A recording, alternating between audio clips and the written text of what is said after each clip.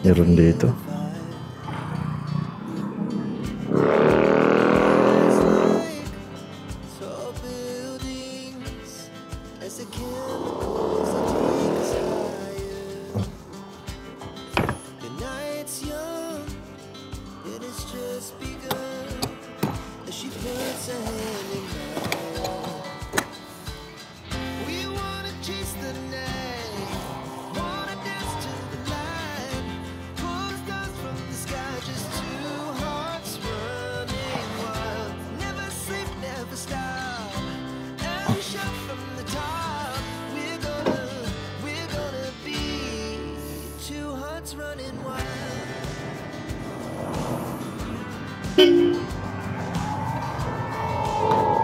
Wala, tulog.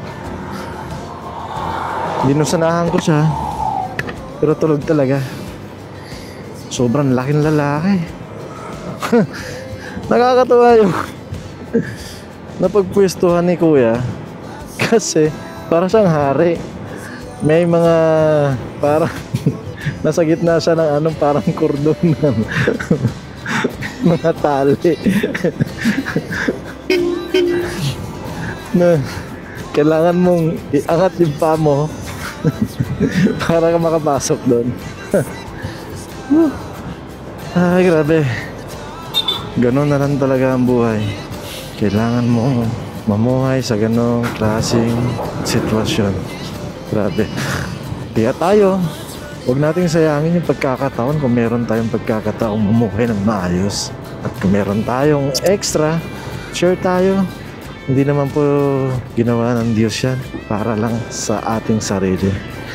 Nakadesign po talaga tayo. Hindi lang po natin naiintindihan kung bakit may mga mayayaman, kung bakit mayroon pong mga mahihirap. Ang mga mahihirap ay nakadesign po na tulungan ng mga mayayaman. Hindi lang po talaga nakuha ng karamihan na ganun. Kaya tayo, tumulong po tayo.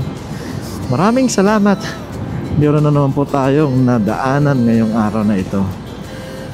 Salamat sa Diyos. Woo!